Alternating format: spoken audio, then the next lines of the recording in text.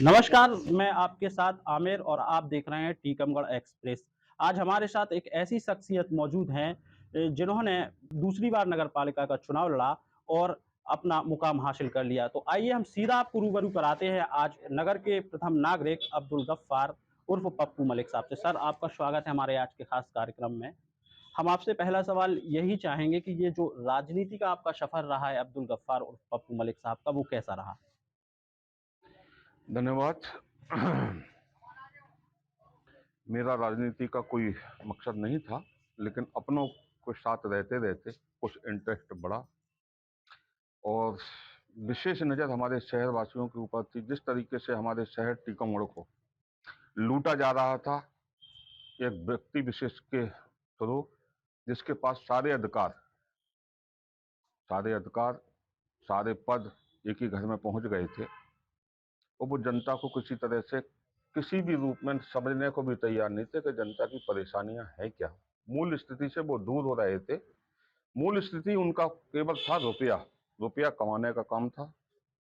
मुझको और मेरे इस शहर की जनता को उनका ये घमंड तोड़ना था, जो हमारी जनता ने उनका घमंड तोड़ दिया।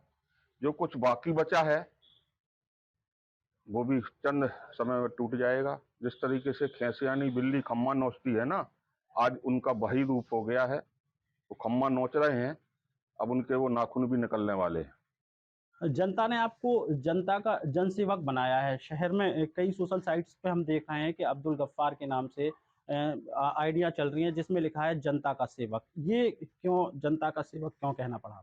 जनता का सेवक का मैं आज उसका प्रैक्टिकल कर रहा हूँ।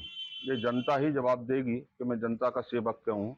क्योंकि मुझको जनता का काम करने में जितना आनंद आता है, जितनी सेवा करने में हमको आनंद आता है, ऊपर वाला हम पहले मेवा दे चुका है। अब हमें मेवा की आवश्यकता नहीं है, हमको सेवा की आवश्यकता है। वो सेवा का रूप जो मैं आज 5.5 महीने में दे रहा हूँ, इस शहर से पूछ सकते, इन वार्डों से पूछ सकते। अच्छा, पप्पू मलिक साहब, अब लगभग 6 महीना आपका पूरा होने वाला है कार्यकाल का। विकास के क्या कार्य रहे? शहर को आप कैसे विकास की ओर ले जा रहे हैं और क्या डेवलपमेंट करने वाले हैं? हम विकास को वो रूप देना चाहते हैं कि मुझको अपने व्यक्ति विशेष का विकास नहीं करना है। मेरा तो विकास पहले हो चुका है, ऊपर वाले ने कर दिया है। विकास इस शहर टीकमगढ़ का करना है। इस जनता की उम्मीदें जो हैं उन पे खड़े उतरना है। यहाँ पे एक 33 करोड़ 70 लाख रुपए की अमृत 2 योजना आई हुई थी, जिसका डीपीआर अपनी मर्जी से बना दिया गया। बड़ी घाट से पानी बता दिया गया कि बड़ी घाट में हमारे पास 40 साल के लिए पानी है। अगर बड़ी घाट से 40 साल के पानी है तो हमारी शहर को पानी का प्रॉब्लम क्यों था? बड़ी घाट में बिल्कुल पानी नहीं है। बड़ी घाट में उतना पानी है कि हम 2 4 5 साल पार कर सकते हैं। लेकिन अगर 2 4 5 साल पास करना ही है तो हमारे पास उतनी मशीनरी उपलब्ध है कि हमें 33 करोड़ सरकार का खराब करने की आवश्यकता नहीं है।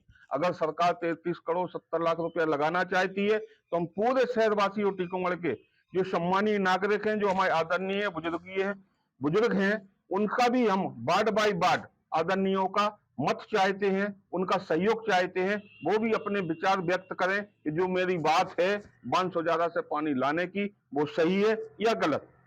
अगर सही है, अगर जो हमारे आदरणीय शहरवासी कहेंगे, मैं उसको मंजूर हूं। मेरा कहने का उद्देश्य है कि ग्राम वासियों को जितना पानी की आवश्यकता है उतना हमारे पास आम घाट में पानी उपलब्ध है, जहां पे 2 नदियों का संगम हुआ है।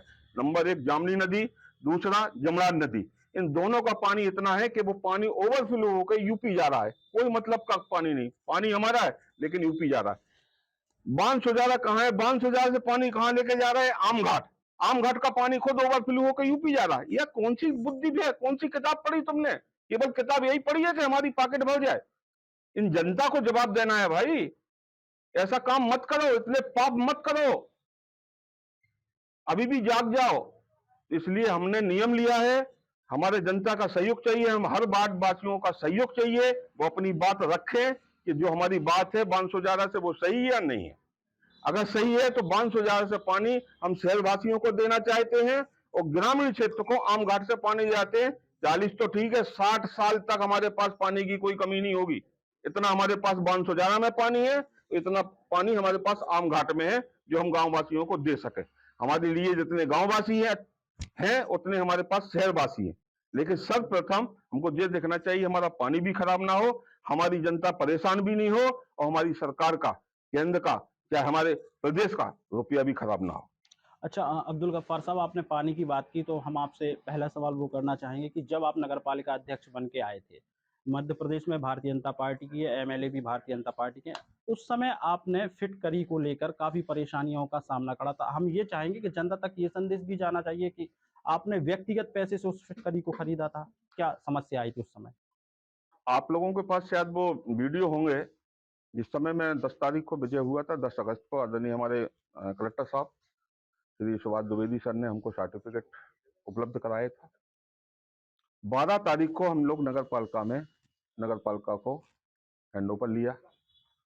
उस समय जब हमारी परिषद पूरी बैठी हुई थी सभा कक्ष में, उस समय हमारे पीछे हमारे डिपार्टमेंट से, जल निगम से लोग बाग पीछे कह रहे थे कि भाई साहब सुबह के लिए क्या, अभी के लिए फिटकरी नहीं है, बरसात का समय है और नई परिषद है आपकी, आपका नाम खराब करना हो जाएगा, नाम खराब हो जाएगा क्योंकि गंदा पानी आएगा और कैसे भी हो आप फटकरी की उपलब्ध कराने की कृपया करें।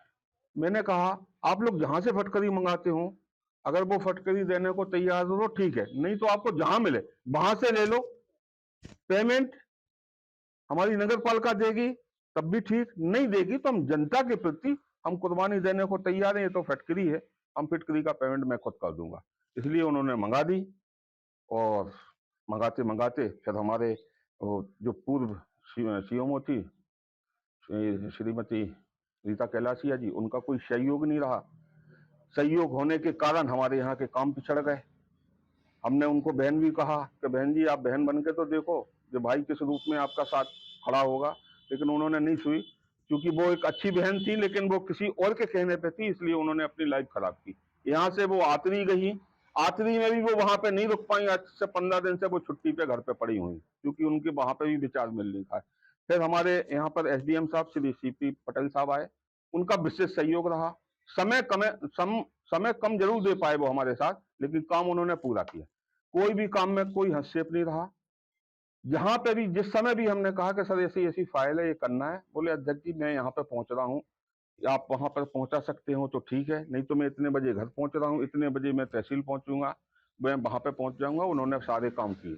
छोटे से और थोड़े से काम रह चुके हैं जो उनसे मैं कहना चाहता हूं कि सर वो कुछ ऐसे लोग हैं जिनको देखने से भी अपन की नजरें नीचे हो जाती। गरीब लोग हैं जिनके राशन कार्ड नहीं बन पाए थे, कम से कम आज तो बन जाए उन लोगों के।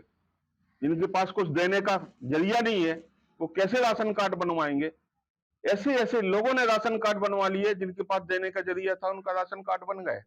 आज बाकी में, आज हमारे बगल में हमारी जो नई सीएमओ बैठी हैं नीता मांझी जी, आज इनका कोई जवाब नहीं है इनकी मेहनत का। जो सुबह 7 बजे से निकलती हैं, उसके बाद समय पे ऑफिस पूरा समय दे रही हैं, पूरा वर्क कर रही हैं, कितना लोड लेके चल रही हैं। आज हमको अच्छा लग रहा। आज हमारे पास जो भी चीजों की कमी थी, एसडीओ मैडम की थी, वो भी आ गई। इंजीनियर की में कमी थी, वो श्री दीपक विश्वकर्मा जी भी आ गए। आज हमारे पास पूरा सेटअप है। अब हमने 6 महीने जनता की जो भी परेशानियां थी, मैंने स्वयं अपनी डायरी में नोट की हैं। उनकी सारी परेशानियों का मैं और मेरी परिषद और मेरा पूरा डिपार्टमेंट उनका निराकरण करूंगा।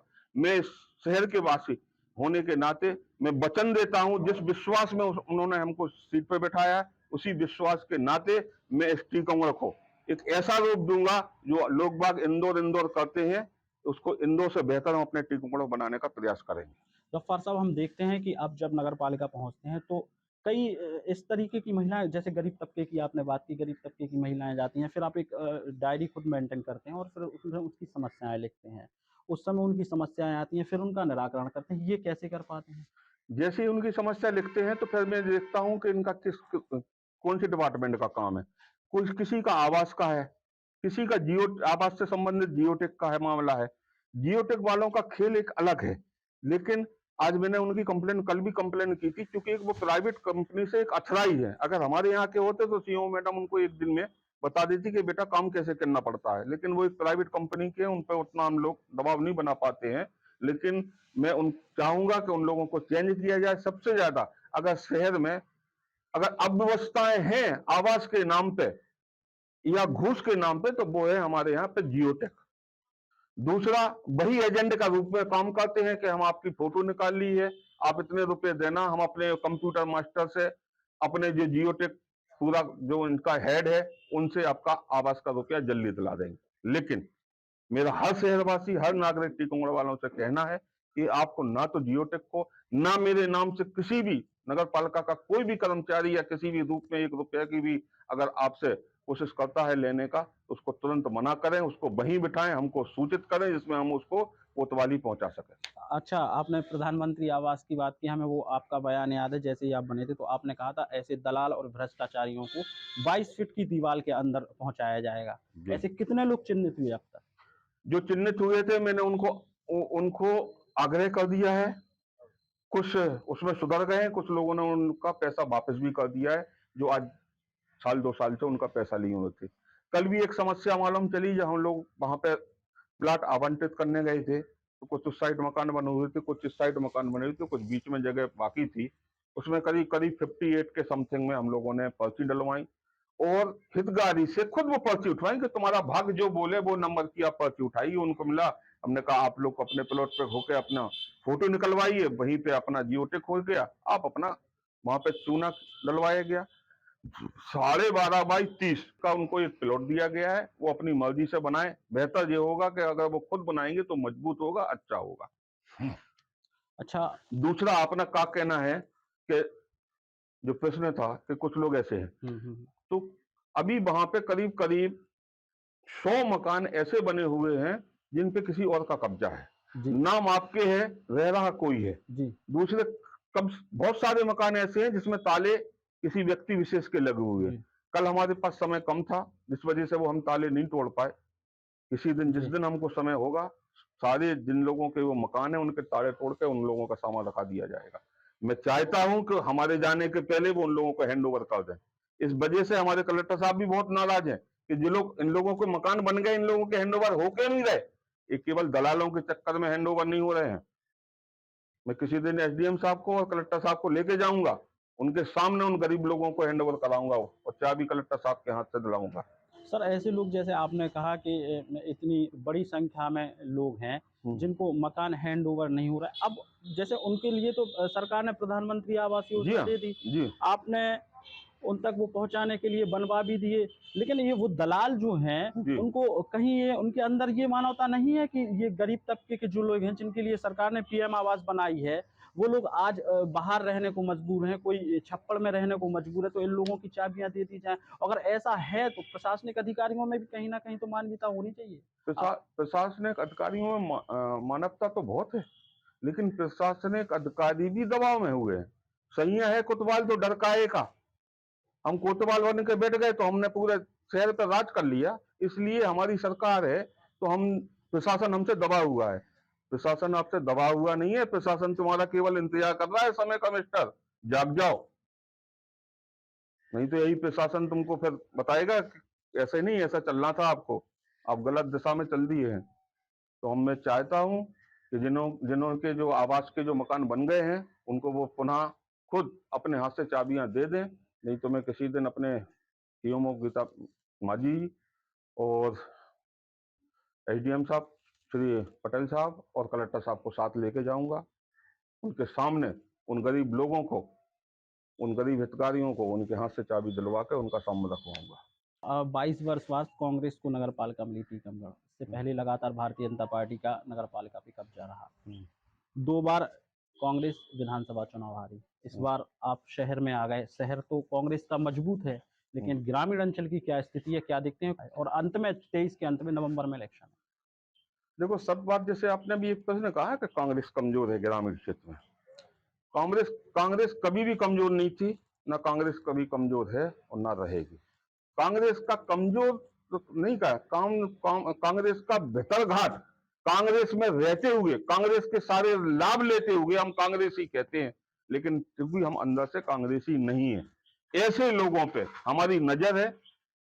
मेरे से भी रिपोर्ट मंगाई जाती है भोपाल से, ऊपर से मुझको भी रिपोर्ट पेश करना पड़ती है कि ऐसे लोगों को चिन्हित करिए जो कांग्रेस के रहते हुए जब कोई काम कहा जाता है तो सबसे पहले वो खड़े होते हैं सारे लाभ लेने के लिए, लेकिन भितरघाट सबसे पहले वही लोग करते हैं। ऐसे लोगों को चिन्हित करिए अध्यक्ष जी, मेरे पास लिस्ट भेजिए। तो मैं ये चाहता हूं कि ऐसे लोगों को अभी ही बाहर निकाल दिया जाए कांग्रेस से, क्योंकि ये साथ में रह के ज्यादा नुकसान करते हैं। बेहतर ये होगा कि इनको अभी से दूर कर दिया जाए। तुम हमारी कांग्रेस राइट नहीं हो। जिस तरीके से हमारे आदरणीय कमलनाथ जी ने ज्योतिरादित्य सिंधिया जी को बाहर फेंक दिया ना, झुकेंगे नहीं, ना झुकने देंगे। तुम गद्दार हो, गद्दार की तुम्हारी हैसियत है, गद्दारी करना तुम जाइए। इसी तरह से हमारे शहर में, कम से कम इसी शहर में जो अच्छे अच्छे पद लेकर बैठे हुए, ऐसे हमारे शहर में 15 लोग हैं, उनको भी कमलनाथ जी को इसी तरह से बाहर हटा देना चाहिए। जितने लोगों को हटाएंगे उतने 1000 प्लस वोट मिलेंगे यहाँ पे कांग्रेस को। मेरा वादा है, मेरी परिषद का वादा है। आपने सिंधिया जी की बात करी। सिंधिया जी, आप कह रहे हैं कमलनाथ जी ने उनको हटा दिया, हाँ? लेकिन सिंधिया जी ये कह रहे हैं कि हम खुद और हाँ, हमारे लोगों को तवज्जो नहीं मिला कांग्रेस में, जिसलिए हमने कांग्रेस तवज्जो क्या चाहिए? तवज्जो तुमको उस टाइप से जाती, इस तरीके से तुमने अंग्रेजों के साथ गद्दारी की थी ना, तो तवज्जो में उनको किला मिल गया था। तवज्जो में यहाँ तुम क्या मुख्यमंत्री बनना चाहते थे? तुम हो जाओ उस लायक जब देंगे ना। तुम गद्दार हो, तुम्हारी ये चौथी पीढ़ी है गद्दारी की। मैं एक छोटा सा सिपाही होने के नाते कमल ज्योतिरादित्य सिंधिया जी, मैं आपको आगाह करना चाहता हूं कि आप जब जब गद्दारी करोगे, जब जब तुम्हारी 7 पीढ़ी के हिसाब यहाँ पर लोगों को, जो आज की पीढ़ी को मालूम नहीं है ना, उनके खातों तक पहुंच जाएंगे। इसलिए आप अलर्ट हो जाएं।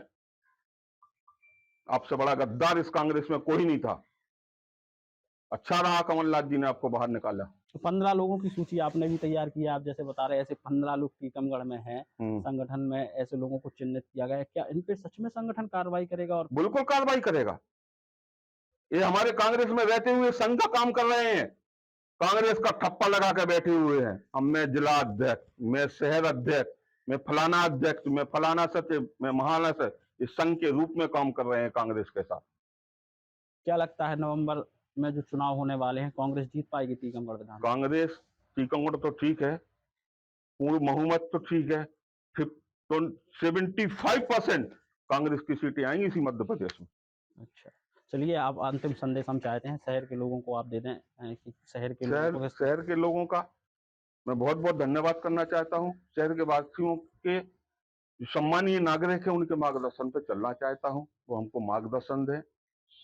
मैं अपने काम में सफल रहूंगा अगर आप लोगों का अच्छा सहयोग रहे, अच्छा मार्गदर्शन रहे।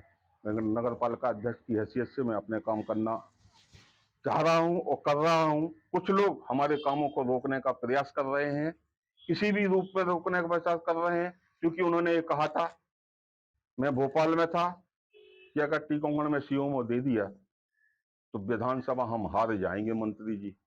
उन्होंने ये गाना मंत्री जी के सामने गाया था, हमारे आदरणीय शहर के सम्मानीय नागरिक ने। लेकिन प्रशासन को इस शहर की जनता की चिंता थी, उन्होंने सीएमओ को भेजा है। और सीएमओ हमारी जो माजी साहब जिस रूप में जो काम कर रही हैं, हमें बहुत अच्छा लग रहा है। और शहर का बहुत जल्दी विकास होने वाला है। अभी तक हम लोगों ने 5 महीने तक, क्योंकि हमारे पास स्टाफ नहीं था, शहर की सारी बातों को स्वीकार किया, उनको नोट किया। उन सारी बातों को नोट करते हुए उन सारे मोहल्ले वासियों का हम लोगों ने जहां जहां पर भी जो भी निर्माण था, उनके सारे आवेदन ले लिए हैं, चाहे वो नाली से संबंध हो, चाहे लाइट से संबंध हो, चाहे पानी से संबंध हो। अब हम लोगों का समय आ गया है काम का, वर्क का। लोग बाग हम लोगों को रोकने का प्रयास करेंगे और हमारा, हमारी परिषद का और शहरवासियों के सम्मानीय नागरिकों के आशीर्वाद से उसका करने का प्रयास करेंगे। जय हिंद, जय भारत। तो आज फिलहाल इतना ही। आज के शो में हमारे साथ नगर पालिका के अध्यक्ष अब्दुल गफ्फार साहब थे, जिनसे हमने कुछ सवाल किए। उन्होंने बड़े ही विवाकी सरलता के साथ उन सवालों का जवाब दिया। आज के लिए इतना ही। अगले हफ्ते हम फिर हाजिर होंगे शहर की नई शख्सियत के साथ। तब तक के लिए धन्यवाद।